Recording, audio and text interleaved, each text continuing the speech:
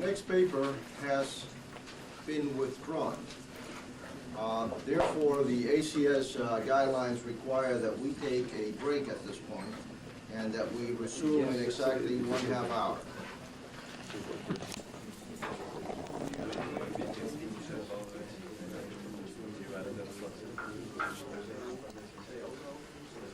The title of the next paper is on the mechanism of methanol synthesis involving catalysts based on zirconia supports.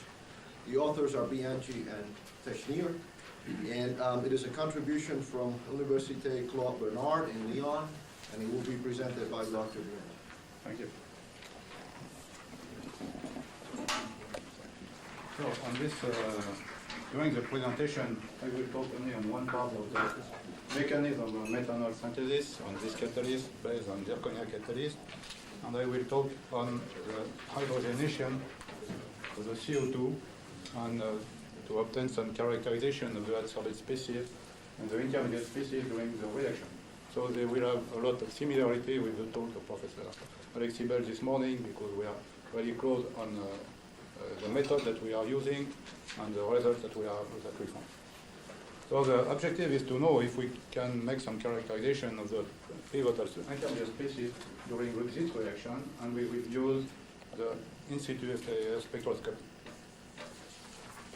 First, for the catalyst we are using, there are zirconia and 5% zinc oxide and zirconia catalyst.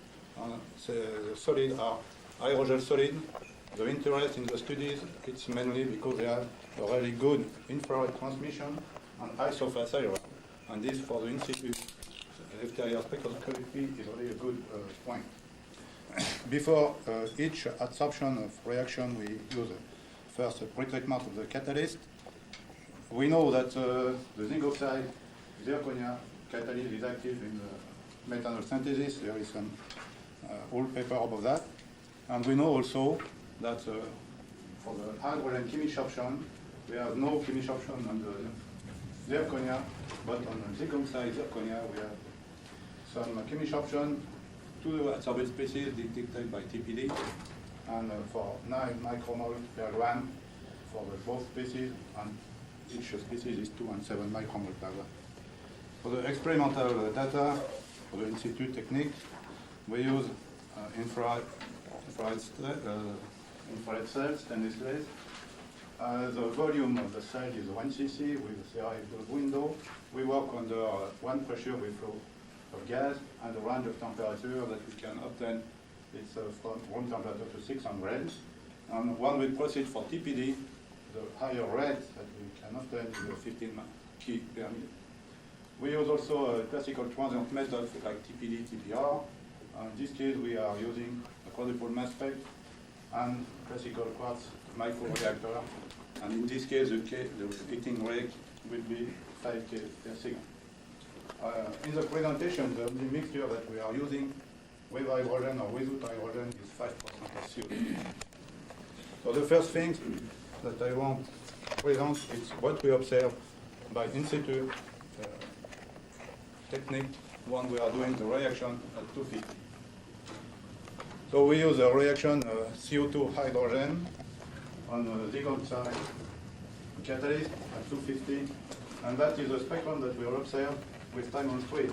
You have 40 seconds to half hour. So what we observe here, we have some increase of infrared band there, this one, okay. And these bands are really well characteristic of format species, some bidentate format species. Also, we have some CH band there. You can see the increase, and they are also due to format species. We have also infrared band there, and we say that is format species too. Now, what we can see on the red, just there some small infrared band due to the methoxy group. So the idea is now, if we want to understand the mechanism of the reaction from this spectra, it's really not enough, because we don't know where the format comes from. And if you are looking just in this range, you may see some change from E to D. This area is carbonate species. We have some change in the coverage, but really to say something is very difficult. So this means that when we are using in situ exterior spectroscopy, we have to take care that we cannot obtain all the information that we want to give a mechanism for the reaction. So this means that we have to consider this point. We have to consider this point. When we are using FTIR, what we observe is controlled by kinetic of the elementary step during the reaction. So if we assume for some reaction like CO2 hydrogenation, some mechanism where we may assume that we have a fast chemical absorption of hydrogen. Next we have the absorption of CO2. Maybe the hydro species could be a carbonate, but we need to know what is the structure of the carbonate. And next we have some state for the hydrogenation. We have some species E1 could be formate, but we don't know, could be formate too. And the other steps we can argue from some species E2, E3, I suppose that some species there. So finally we have the disruption. So what we may observe during the in situ analysis by FTIR is controlled by kinetics. This means if we say that Q1 is higher than Q0, and also we have to say that Q1 is higher than Q2, this means that we will detect Q1, but we will not detect either species. See, we had some other condition on the rate constant. We may maybe observe E1 and E2 with this condition, or E1 and E3 with this condition. Anyway, we will never see the I0 species, that is like the work of Alex Sibel. It's so that it's difficult to know the carbonate species. So if we want to know now what is the carbonate species that can give the format anyway, in fact the carbonate gives the format, because we don't know, we can assume, but we have to prove that. We have to follow this procedure that we follow in this presentation. We will detect first all the species that we can form with hydrogen, without hydrogen, using the in situ FTIR technique. And we will do that on the support alone and on zinc oxide, zirconia support. And finally, when we know the species, we will try to measure the reactivity using the rate constant of hydrogenation and the rate constant of disruption. So the first point is to know what are the species that we can form during the reaction. The first point is to look what happened on the support alone. So here we have some TPD after CO2 adsorption at room temperature. And we have the TPD, we detect only CO2 and not CO or the species. And as you see, we have some overlaps of various peaks, but what we can say is that we have at least 5 species on the surface from chemical absorption at room temperature. And the total quantity adsorbed is 350. So what we have to look is, here we have some 2 species, but they have low stability and probably there will be not there during the reaction. So now by FTIR, of course, after the CO2 adsorption at room temperature, we have really a complex spectrum there, this one, this spectrum. And we form there, here you have the OH, initial OH band of the solid, and here, when you adsorb CO2, you have a new OH, and this one disappears almost. Now, when we make TPD, we may see there, some here one disappear there, this one, some other here. And from the literature, we can say that this species, the red one, is a bicarbonate species. And we have also another species there. It's the bleach carbonate, and this carbonate disappears before 200 degrees C. So when we are working for the reaction, we will have a more simple spectrum, this one, around 200 degrees C. And we have only 4 infrared bands. And this is some carbonate that we can characterize by some infrared band. And there are the blue infrared band there. It's the bilantate carbonate and the zirconia. This one is a unique carbonate. And this one here could be a carboxylate species, but I am not really sure because the stability is really high. So maybe it's polybilantate carbonate. We don't know right now. Now, if we are working with a catalyst with zinc oxide, from TPD, we observe exactly the same TPD using the mass spectrometer. We have almost the same TPD spectra, so we made no differences. So Now, by infrared, we may understand why. When we introduce the CO2 on the zygote side, we have almost the same interior spectra. You see the infrared band there. This means that at room temperature, it's mainly the bicarbonate species that control the spectra that we are recording. Now, when we make the TPD, we observe some decrease of the infrared band there. And finally, we have a spectra more simple anyway. It's complex, but more simple, and we can compare this spectrum to the spectrum recorded on the zirconia. So I will show you now. So this means first view, we have almost the same species on the zirconia plus some other adsorbate species.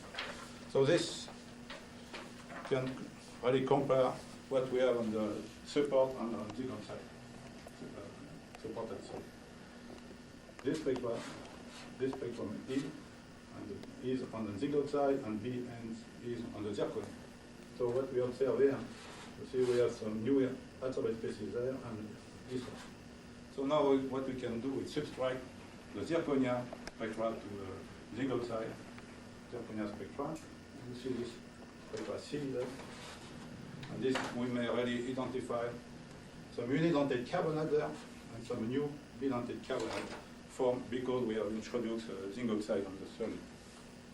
The last point now for the characterization of the adsorbate species is to compare what happened when we introduce hydrogen. So on the zinc oxide, on the zirconia support, if we work with hydrogen or without hydrogen, we have exactly the same exterior spectra. So we have the same species. This agrees with the fact that we don't have detected some hydrogen chemissorption on the zirconia support. So now, on the catalyst with zinc oxide and zirconia, here gives a comparison. Speak E and speak B, spectrum E and B. E without hydrogen, B with hydrogen.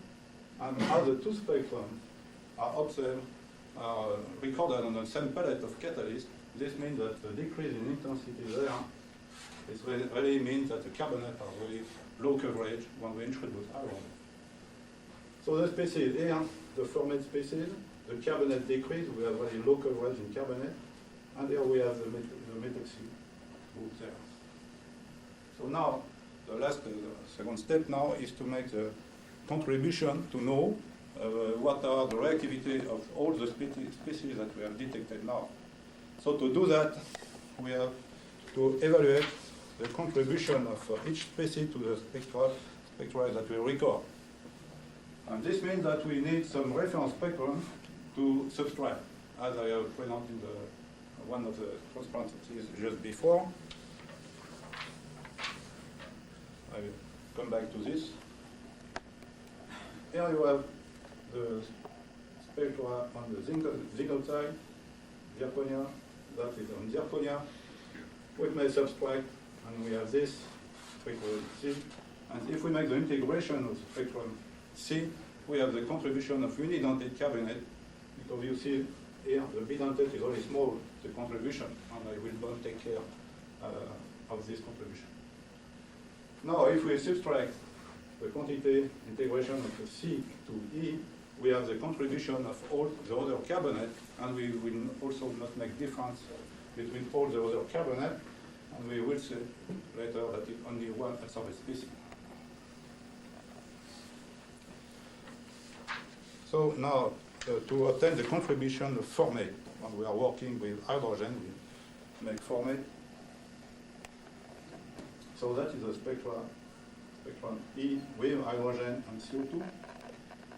And the B for the reference is obtained according to this experiment.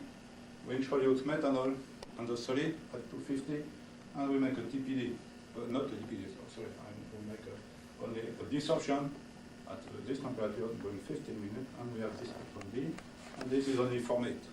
So we may subtract now spectrum B, spectrum E, and we have spectrum C. And C, this means is all the carbonate which are on the surface. Now we may apply to spectrum C a subtraction like before to know the contribution of the unidentate. That is what we have done now. Spectrum E, now it was the spectrum C before. Here you have B absorption on the zirconia. And now we subtract and you have the unidentate carbonate with here a little bit of unidentate carbonate. So now we have the possibility to measure the reactivity of each species, I mean unidentate carbonate formed, to know how they react for hydrogen or with helium for desorption. So now that is the reactivity, what we record when we make a desorption at the reaction temperature 250. We put CO2, we have this spectrum first, and now we put helium and we desort, and we have here the disappearance of the species. From each spectrum here, we can apply to know what is the contribution of the carbonate, unidentate carbonate and other carbonate. So now that is the reactivity when we make hydrogenation at 250 of the carbonate.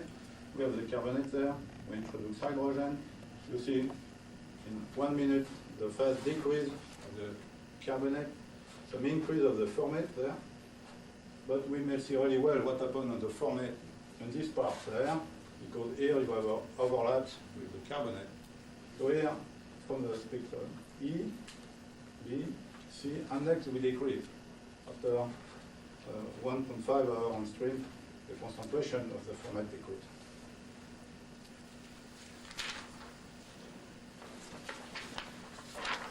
So now the quantity, we make the integration of the contribution of each species, and we make the integration. And you have here for the desorption, here the unidentate carbonate. This is a whole carbonate. We can subtract to obtain only the ionic carbonate. And I have not talked about that, but after some minutes in desorption, we introduce hydrogen. I have not talked about the spectrum, but anyway, you see the higher rate of disappearance of the unidentate carbonate when we put hydrogen here, and the appearance of the formate, but I have not really talked about that. I don't want to talk more. Now, that is what happened to the various species when we make the hydrogenation of the carbonate. In red, you have the carbonate, and we introduce hydrogen this time, but this time on stream hydrogen. That is the formation of the formate, and here you have the decrease of the formate, and here you have the appearance of the methoxy group. So now, using these two curves, we may obtain the rate constant of hydrogenation of desorption too. So, but we need a kinetic model, and that is a kinetic model that we are using. For example, we talk about the hydrogenation of the unidentate carbonate. So what we have to say, when we introduce hydrogen, we have the chemistry of hydrogen. We may have also the desorption of the unidentate carbonate. And we have also the hydrogenation, but we don't know this species. It could be formed, but anyway, we have no proof right now. And now we can write only the rate of disappearance with simple law. If we assume this one constant, we have this simple law to verify, and we can verify that using here the adsorbent of the unidentate carbonate. We make exactly the same treatment for desorption, and in this case, we have also a simple law, and we have the rate constant of disappearance there. So that is what we have obtained using this the previous experiment. So the experiment is we adsorb the CO2 at 250, and we put hydrogen, and we look what happened to the unidentate carbonate. And you see the straight line according to the model. So we have, from the slope, we have the rate constant of disappearance with hydrogen. And we make the same experiment for the desorption, and we have the rate of desorption. So the difference gave the rate of hydrogenation. And you see, this means that hydrogenation of the unidentate carbonate is faster than the rate of desorption. It makes sense for this experiment. we may look what happened to the other carbonate. So we have the same experiment. I given you the result. We have also a straight line. That is the rate of disappearance during the hydrogenation. That is the rate of disappearance during the desorption. This one there, this value you see, is strange that is smaller this one than this one. But if we remember how we obtain this value, we have experimental error. So I won't say only that the rates are really close. So we are not sure that we have the hydrogenation of this carbonate. Maybe we have only desorption when we make the hydrogenation. Anyway, we may say that the unidentate carbonate is more reactive and we have a factor of 50. So now for the formate.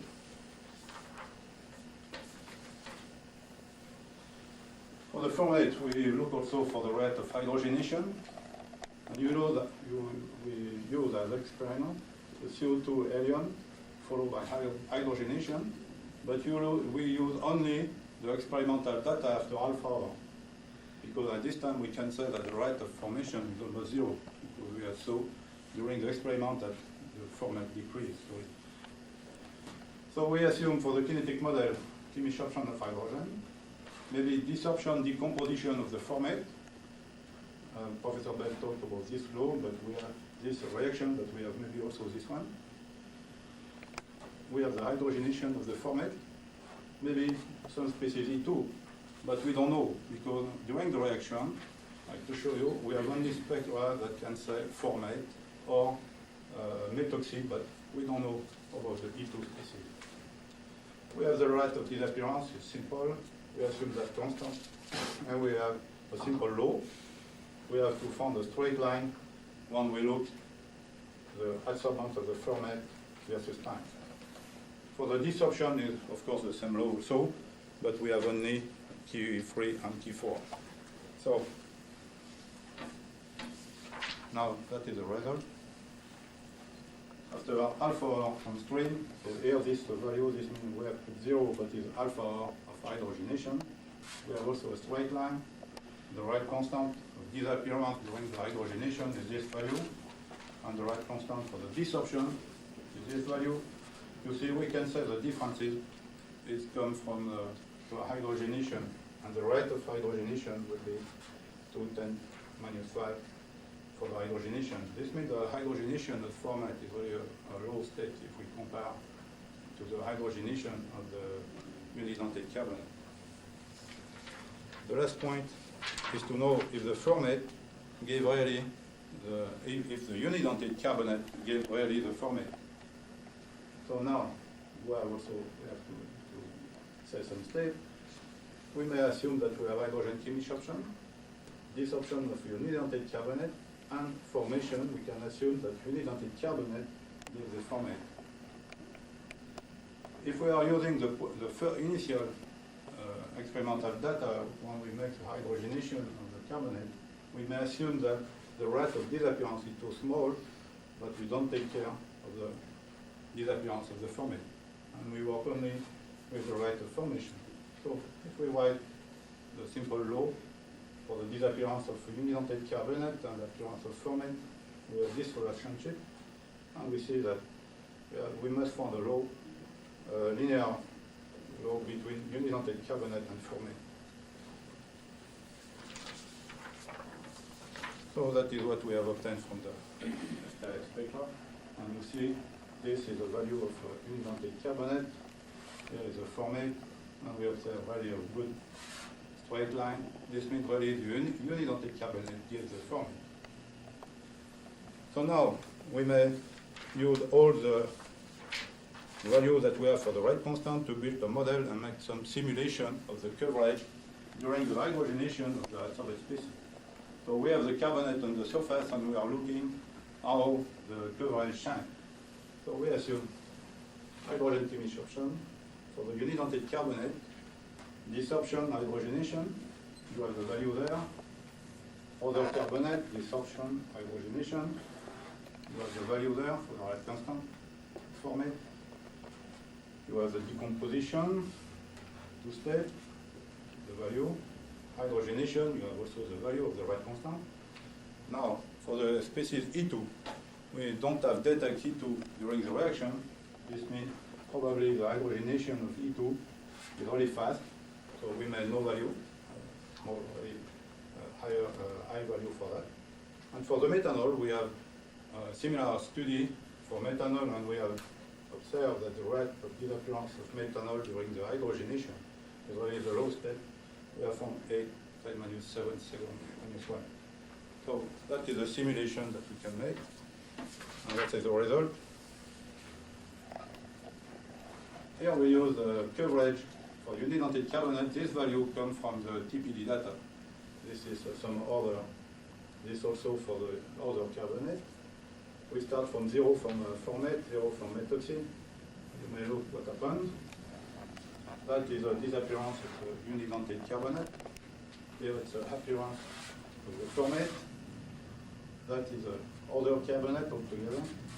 And there we have the methoxy. And this simulation looks really similar to the experimental data.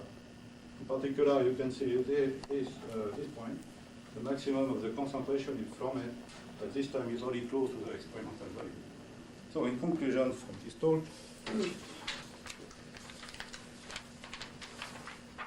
there are some various conclusions, but anyway, I won't just say this one.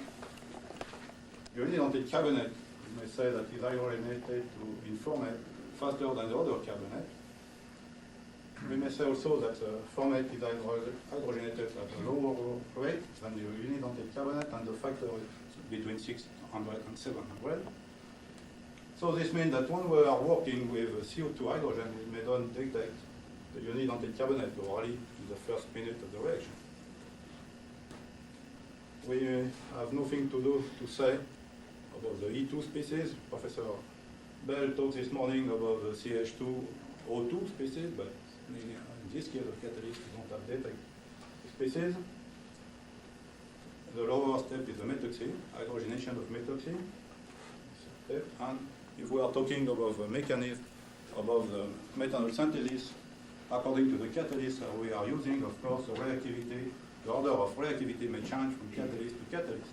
But this morning, with the talk of Professor Bell, we see from copper silica solid, or in this catalyst, finally the difference are not small, so almost the fast step are the fast step, and the lower step are the lower step. Thank you very much.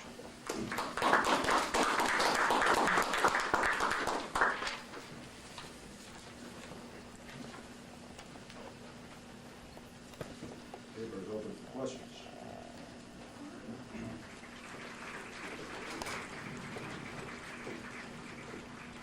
When you were doing the TPD work and then looking, you were taking at different temperatures and then you were looking at the infrared spectrum.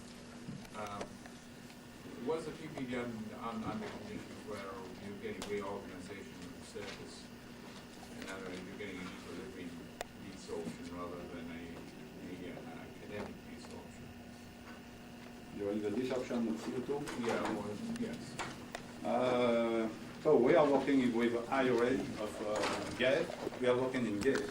So we are working with a flow of gas like 200, so we cannot consider the reabsorption of the CO2. So what we are looking is really the disappearance of the species on the surface. But if you want, then your subtraction routine would be subsequently would be incorrect. Yeah, okay, but the subtraction, we work only at a constant temperature, only at 250. Yeah. All the spectra are recorded at 250, so we don't have the shift of the infrared band due to the temperature. And this explains why we can really subtract. That is the first point. And second point is really aerogel solid have really good transmission, and the ratio between the noise and the signal is really good. So this explains why we can do this kind of work. Have you been able to correlate somehow the gas-based product amounts that are coming out to determine, for example, how many unidentate carbonates there are per square centimeter of catalyst or something? Yeah, from the TPD. I will show only one TPD, but we have various experiments about that. There are some paper right now about this subject. So from the TPD, we can make some deconvolution. First, because we can dissolve some species, look what happened. And the value that I gave, like 10, 13 molecule per centimeter square, that is almost experimental value. Okay, I guess I missed it. But, does that, have you been able to confirm that you get that many then methanols off ultimately when you hydrogenate it? Oh, that I want to tell you that at 250 from the, we have tried to measure the methanol in the infrared cell. That's the outlet to the infrared cell, but we see almost nothing. So the rate is so low at 250 that we cannot measure. But if we increase the temperature, all the reactions go so fast that we can say almost nothing. We have no time to record the change of the reaction to know the rate constant. So we have some data until 300 degrees C, that's all. After it's too fast. So we have the activation energy, I mean, from this kind of system. I missed what pressures you used in your infrared experiments and what type of infrared cell. We are working in 1 atmosphere pressure, 1 atmosphere, and it's a stainless steel. It's a homemade cell. Is it a transmission cell? Yeah, transmission. No. Do you have a concern about extrapolating your atmospheric data to high pressures? No, we have not tried. Not right now. But we can increase the pressure, but we have no data for it. No. Okay, thank you very much. Thank you.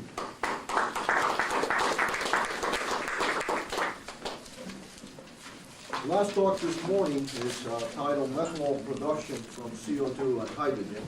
Finally, a simple title. It is a contribution from the ZrO2 Research and Development Department, Germany,